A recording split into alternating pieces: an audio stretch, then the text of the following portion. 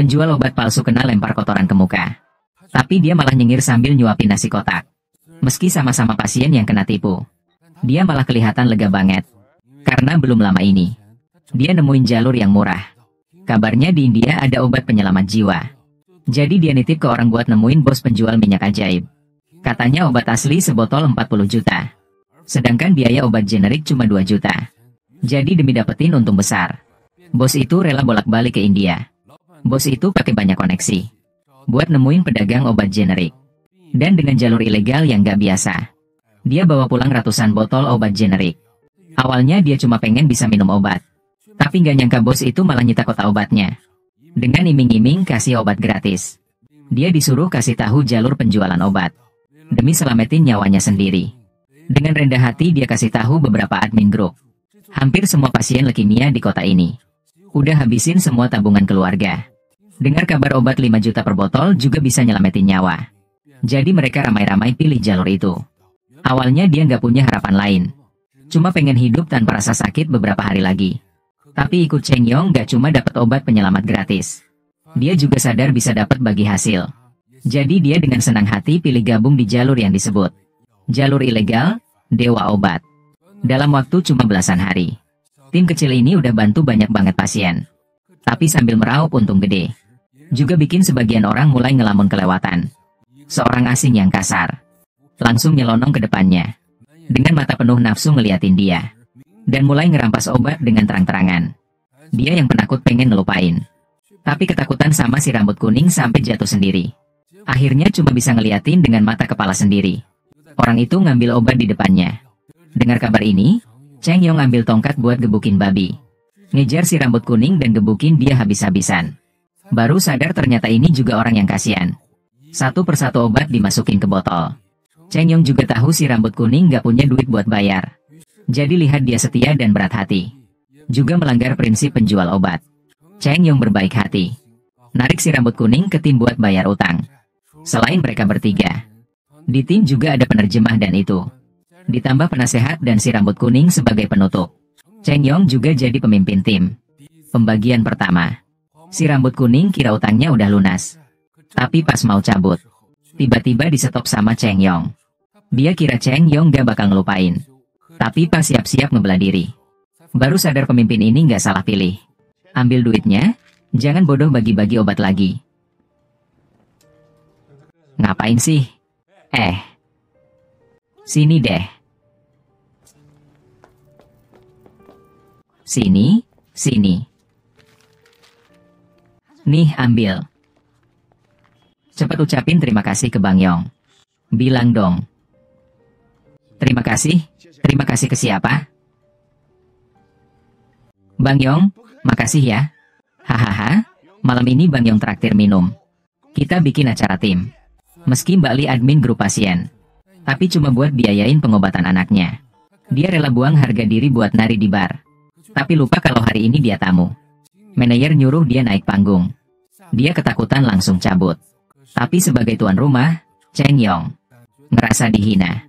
Langsung berantem sama manajer. Gue mau lihat lu nari hari ini. Gue nari apaan sih? Orang-orang bayar buat lihat dia nari. Kurang duit ya? Nari nggak? Bisa nari nggak? Nari nggak?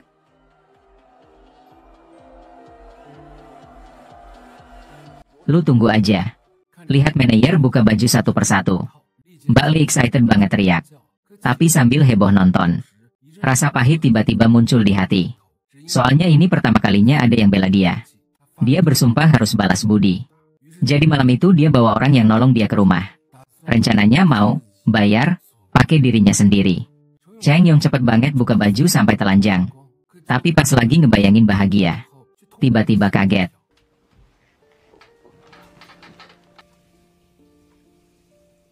Pas Mbak Li keluar pakai handuk, Cheng Yong udah pakai baju lagi. Bikin Mbak Li kira dia jijik sama dia. Bahkan nyaranin ke penginapan bawah buat nginep. Tapi saat itu Cheng Yong sadar nurani. Cuma bilang, tidur cepat, terus nutup pintu. Gak nyangka tindakan kecil ini malah bikin Mbak Li makin yakin seumur hidup bakal ikut langkahnya. Jadi sejak saat itu, Mbak Li ngelakuin apa aja dengan mati-matian. Apalagi pas Cheng Yong kena bully. Dia selalu yang pertama maju. Pasien yang beli obat generik mereka. Keluarga. Ngamuk karena obat bikin kakek mereka sakit. Sampai Mbak Li tanya-tanya. Baru tahu kakek itu minum obat lain juga. Para pasien di sini. Ada yang pernah pakai obat Gleevec dari Jerman?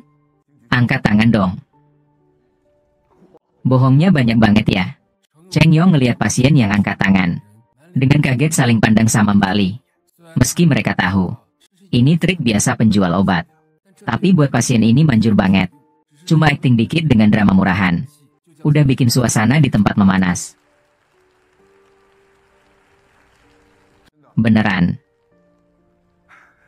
Guys, ada kabar baik nih. Baru aja dapat kabar dari kantor pusat. Buat yang beli obat di sini hari ini. Obat 3 juta kita jual cuma 2 juta. Orang-orang kayak nemuin harapan hidup. Berbondong-bondong maju buat beli obat penyelamat. Lihat pasien kena tipu semua. Cheng Yong sama teman-teman langsung maju. Mereka bikin acara itu kacau balau. Bener-bener ngehancurin rencana penipuan Zhang Changlin. Polisi udah dateng, masih berani main tangan? Lu kabur aja sana. Tanda tangan, cap jempol.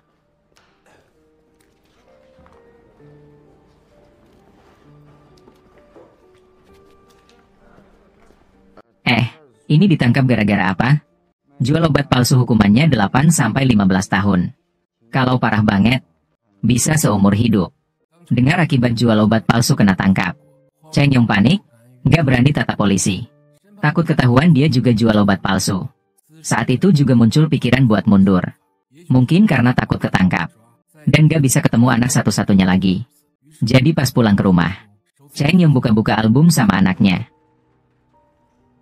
Siapa? Siapa? Siapa?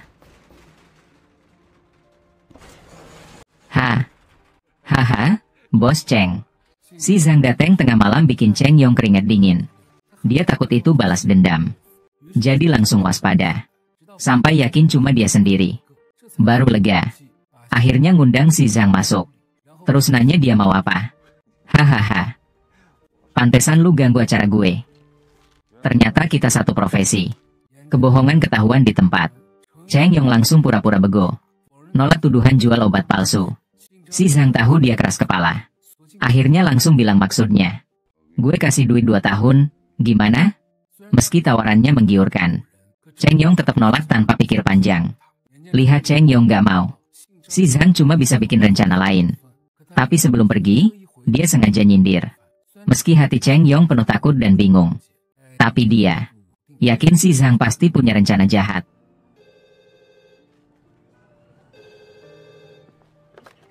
Halo, Bos Cheng. Polisi sebentar lagi dateng. Lu pikir sendiri ya? Maksud lu apa? Halo. Cheng Yong dengan rendah hati nawarin rokok. Tapi polisi nggak mau terima. Malah nyuruh dia jongkok. Cuma minta dia kooperatif pas pemeriksaan. Polisi yang dapat laporan akurat. Ngubek-ngubek rumah. Pikir bakal gampang dapetin barang bukti. Tapi setelah nyari setengah hari, C cuma nemuin barang-barang biasa.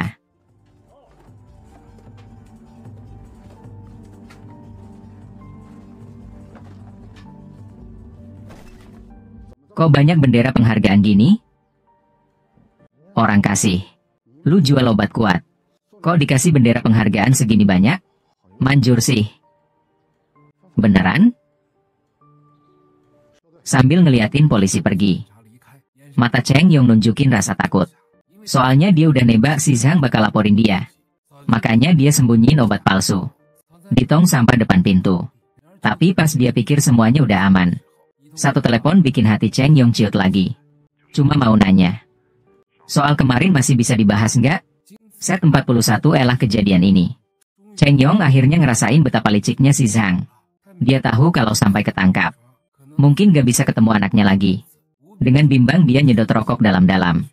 Asap yang dia keluarin kayak nunjukin tekad. Dibandingkan teman-teman yang main-main, dia yang penuh beban pikiran kelihatan beda. Sampai teguk minuman keras. Cheng Yong akhirnya bilang keputusannya. Mulai besok obat ini gue nggak jual lagi. Tapi ada orang lain yang jual. Harganya lebih mahal. 10 juta sebotol. Tapi gue udah deal sama dia. Buat kalian tetap 3 juta.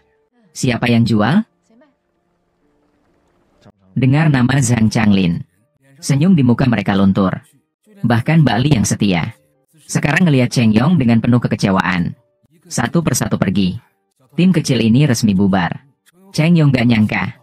Pas ketemu lagi, dia udah pisah sama dunia. Tanpa obat, laulu. Gak tahan sama sakitnya. Akhirnya milih bunuh diri di toilet rumah sakit. Dengan gantung diri buat akhiri hidupnya. Cheng Yong dapat kabar dan ke rumah Laulu. Tapi niatnya buat ganti rugi ditolak adik iparnya. Teman-teman pasien Laulu dateng buat pamitan. Ngeliatin Cheng Yong. Dengan tatapan penuh hina. Dan kebencian yang gak terucap. Rasa ini bikin Cheng Yong gak nyaman. Cuma bisa nunduk dan sembunyi dari tatapan. Tapi pas sampai di ujung. Dia gak takut lagi sama kebencian itu. Karena suara tangisan yang familiar. Bikin dia gak bisa langkah lagi. Si rambut kuning nangis sambil nyuapin jeruk. Pengen pakai cara ini. Buat kenang Laulu yang suka banget jeruk. Cara yang susah diucapin ini. Bikin Cheng Yong mutusin buat jual obat lagi. Dia aktif nyari si rambut kuning. Buat minta bantuan. Tapi si rambut kuning masih kesel sama kejadian dulu. Ditolak, Cheng Yong gak punya cara lain. Terpaksa nyari bantuan ke yang lain. Dengan daftar pasien yang tebal. Dia umumkan kabar jual obat lagi. Admin grup kaget sekaligus takut. Tapi cuma Cheng Yong yang tahu resiko besarnya. Meski seneng bisa minum obat lagi. Tapi takut nggak mampu beli. Jadi hati-hati nanya soal penjual kali ini. Karena kehilangan sahabat. Cheng Yong juga nggak mikirin duit lagi. Pas dia bilang cuma jual 500 ribu. Mata Mbak Li berbinar lagi. Dengar kabar ini, si rambut kuning juga balik lagi ke tim. Tapi hidup susah ditebak. Dengan munculnya banyak obat generik. Polisi keluarin pengumuman hadiah lagi. Demi nangkap si Zhang. Polisi kerja siang malam nyari. Akhirnya ketemu penjual obat palsu di penginapan kecil. Tapi pas Zhang Changlin ketangkap. Dia nggak ngaku kenal Cheng Yong. Malah ambil semua kesalahan sendiri. Adik ipar yang berhari-hari nggak tidur. Ngubek-ngubek dokumen kasus obat palsu. Tanpa sengaja nemuin duit di laporan Cheng Yong. Jadi adik ipar nyari istri Cheng Yong. Dan pakai alasan kasus buat nyobain. Cheng Yong sengaja akting matre. Buat ngelupain kecurigaan adik ipar. Tapi karena hati nuraninya besar. Dia ketahuan pas ambil obat. Si rambut kuning kebelet pipis ke toilet umum. Di jalan balik dia lihat polisi standby. Buat nyelamatin bosnya. Dengan nekat dia nyetir mobil sendirian. Tapi si rambut kuning yang polos kira dia selamat. Nyelamatkan. Dengan cepat dia manfaatin celah pas Cheng Yong nutup pintu. Dan kabur sendirian pakai mobil. Tapi dia nggak tahu satu kakinya udah di alam lain. Nggak tahu satu kakinya udah di alam lain.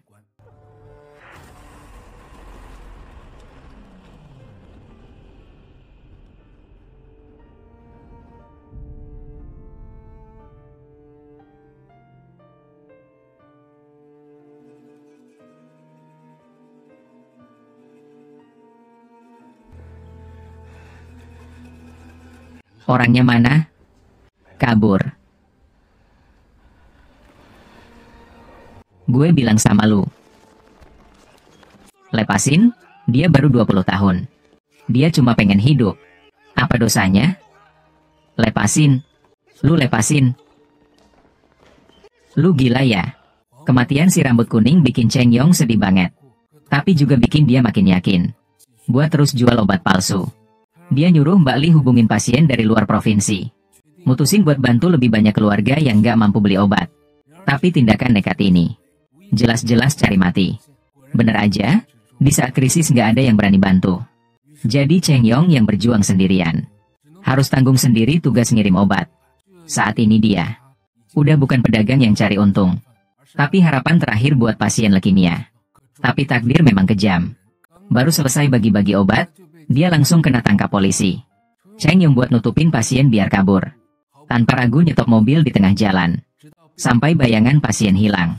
Dia akhirnya lega. Dia udah siap kena tangkap. Tapi polisi udah pasang jebakan. Sekelompok polisi ngejar dan nyepel. Nangkap semua pasien di tempat. Lihat semua kena tangkap. Cheng Yong cuma bisa teriak gak rela. Tapi kalau udah langgar hukum, siapapun gak bisa lolos. Di pengadilan, Cheng Yong ngaku dosanya. Tapi di mata orang-orang, Cheng Yong benar-benar kayak sinar harapan. Orang-orang datang dari jauh ke kotanya. Cuma buat di saat terakhir. Lihat langsung orang yang pernah bantu mereka. Penyelamat banyak keluarga. Cheng Yong ngeliat lewat jendela mobil.